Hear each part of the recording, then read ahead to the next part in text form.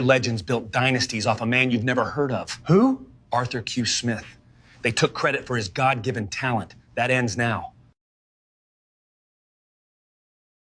On airwaves across the South and in much of rural America in the 1940s and 50s, country music was king. Performers like Hank Williams, Chet Atkins, and Ernest Tubb crooned popular tunes that included Rainbow at Midnight, Wedding Bells, and If Teardrops Were Pennies. The songs were recorded yet again by Porter Wagoner, Mickey Gilley, Dolly Parton, and many others. The singers took their bows and went home rich. The Knoxville man who wrote the songs did not. He traded his talent for another drink. Arthur Q. Smith's name doesn't show up in country music history books too often, because Q, as his friends called him, sold percentages of his biggest songs for $25, $15, or even less. Sometimes he sold them just for the price of his bar tab. Q was a man of extraordinary talent, but also an alcoholic of legendary proportions. For years, his children only heard tales of his drunkenness from his colleagues. His accomplishments were simply well-known secrets among musicians. In 1936, at the age of 27, the Georgia-born and Kentucky-raised 27-year-old thumbed his way to Knoxville, Tennessee, where he worked at several odd jobs while waiting for a chance to audition for a spot on Midday Merry-Go-Round, a popular live music program on Knoxville radio station WNOX. The show featured a variety of popular music, including big band, gospel, and the emerging new style of country music, at the time called hillbilly music, which had only just begun to find an audience on radio.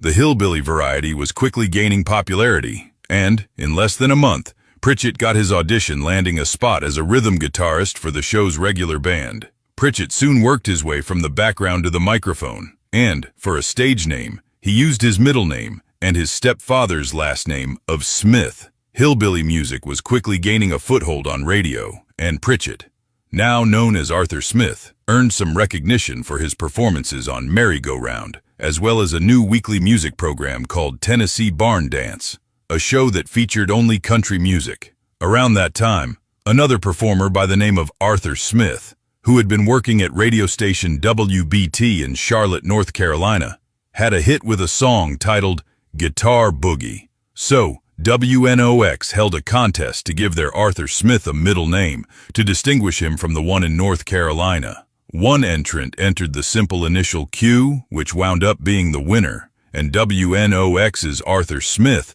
became Arthur Q. Smith. Not long later, WNOX offered Smith his own 15-minute live country music show, which would be called the Tennessee Cornshucker.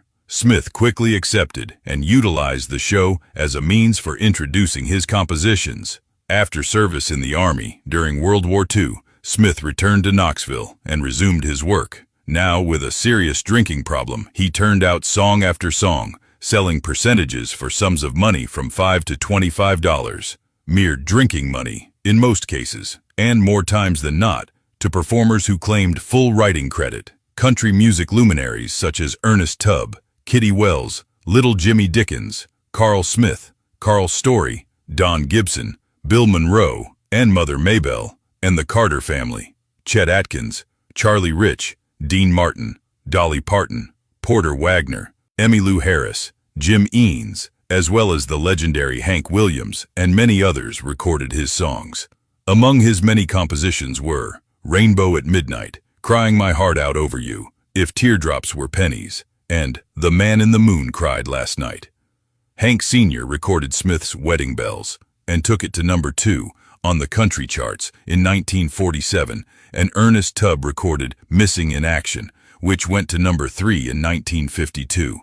There is evidence that Smith wrote I Can't Stop Loving You, which was recorded by several big-name performers, including Conway Twitty and Ray Charles, both of whom took it to number 1 on the country and pop charts, respectively.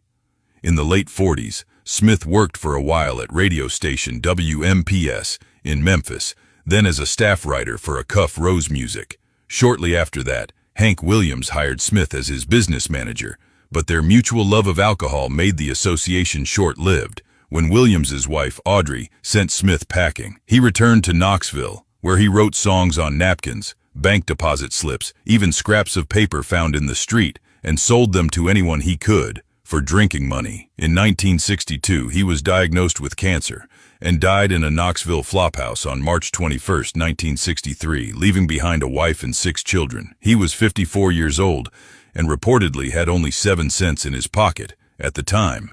James Arthur Pritchett, better known as Arthur Q. Smith, was a songwriting genius and has never received the recognition he deserves. His talent built dynasties for others, yet he never found his rightful place in history as one of the greatest songwriters of all time.